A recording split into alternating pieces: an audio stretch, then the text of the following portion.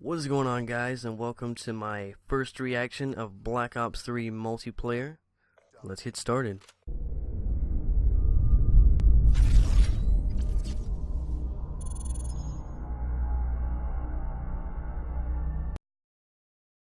Now, you guys know I hate starting my videos off negative, but let's go ahead and get the negativity out of the way because this is actually a really good game. Now, to start off with the negativity, let's just get some of the glitches out of the way because, you know, it's a new game, it's a launch, things are going to be buggy, things are going to be glitchy. I actually found some new glitches today with the score streaks, the hardened sentry gun. There's a spot you can put on, I don't remember what the map is called, but it shoots you through like everything, like it shoots you through the entire map, and that's an issue. You know, there haven't been very many issues with the score streaks in the game. That's actually the first one I've ever seen. It's not like it's completely game breaking. I mean, I did lose a hardpoint game because of it, but it wasn't that big of a deal. And speaking of arena, let's go ahead and get that out of the way because I don't know. I'm playing Black Ops 3 at the moment on Xbox One. I'm not sure how it is on PS4 or PC. I'm not even sure if PC has arena. I'm guessing that they do. But for Xbox One right now, the servers are kind of broken. In the sense, I'm guessing that they did a hotfix sometime between launch day and Monday, because I got on Monday and it was actually working correctly. So, you know, maybe they did a hotfix over it. But the problem is that whenever you go into a game, you know, you do the ban and protect stuff, but you would get your team, and then they would get their team, and sometimes, like, in between the ban and protecting different things, you would get into like a 4v8 or like a 2v4 or a 2v5. I did a 1v5 on a search and destroy an arena, and I got on Monday and I played an arena game. First thing I played as soon as I got on.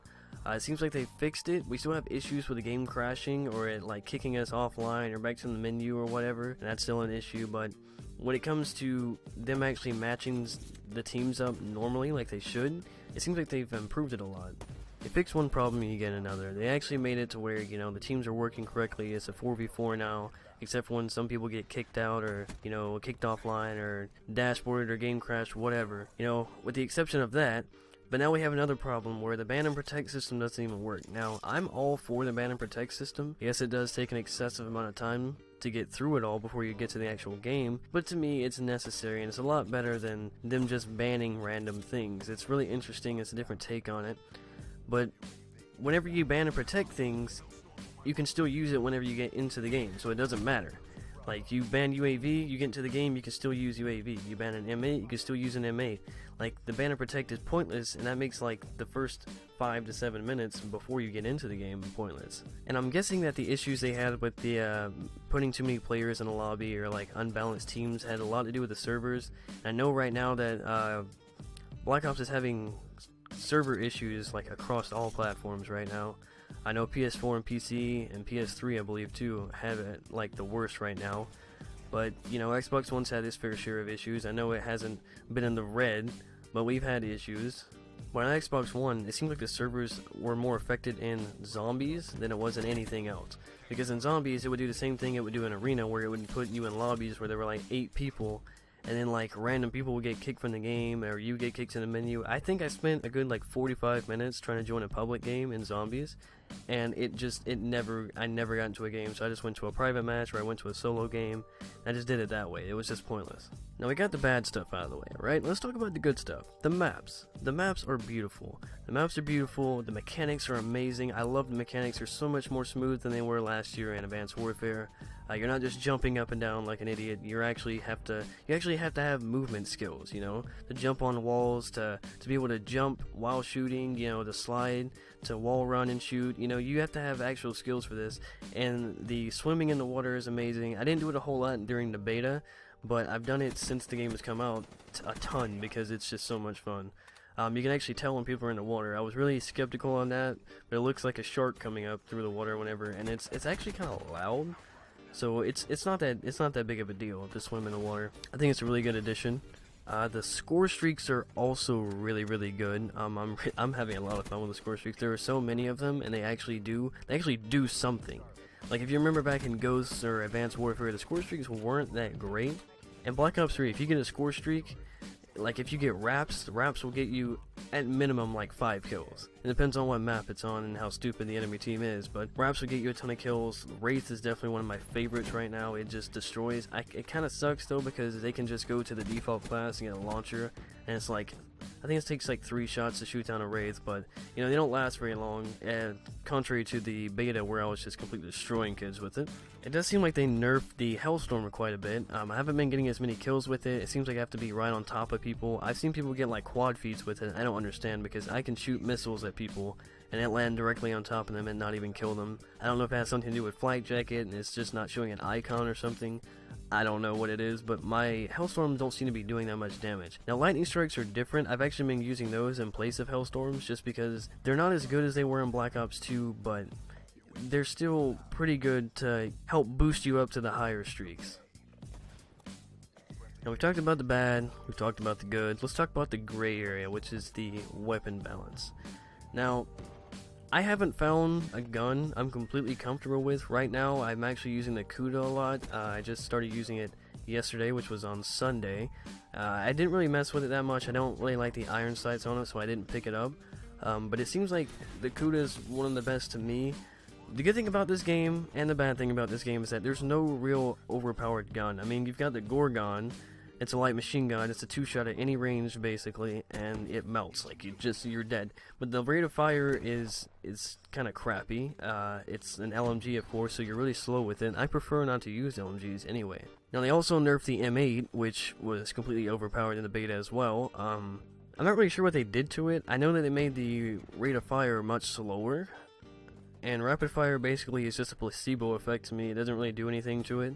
So there's really nothing to do with the M8. I believe people are starting to use the XR2 now, which is you put rapid fire on it. It's kind of like the beta M8. It shoots a little bit slower, and I don't know. I'm just not really big on it. I started using it because everyone else was using it. They were melting me with it.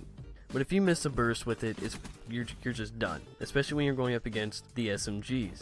Which is a big issue I had with this game, because honestly, I'm more of an AR player. I love assault rifles. That's just my thing. That's why I was so good at Black Ops 2. And obviously, Ghost and Advanced Warfare were pretty much SMG-based games, besides the beginning of Advanced Warfare when we had the overpowered bow.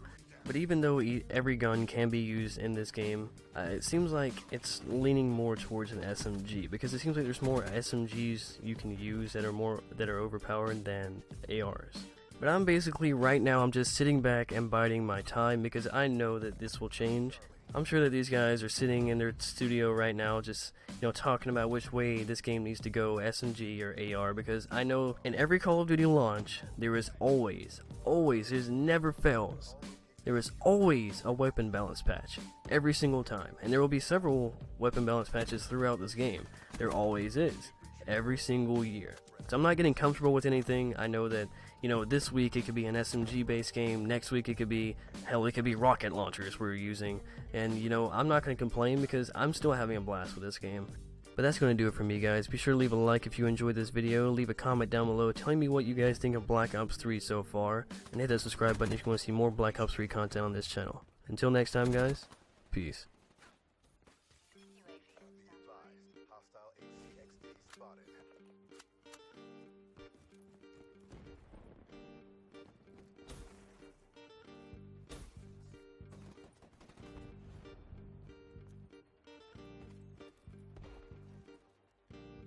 UAV, get eyes on it. Securing A.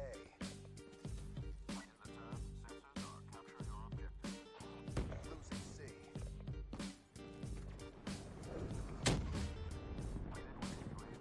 Red down. Losing Bravo. Securing A. We're being dominated. Take those positions. Alpha locked down. Glitch complete.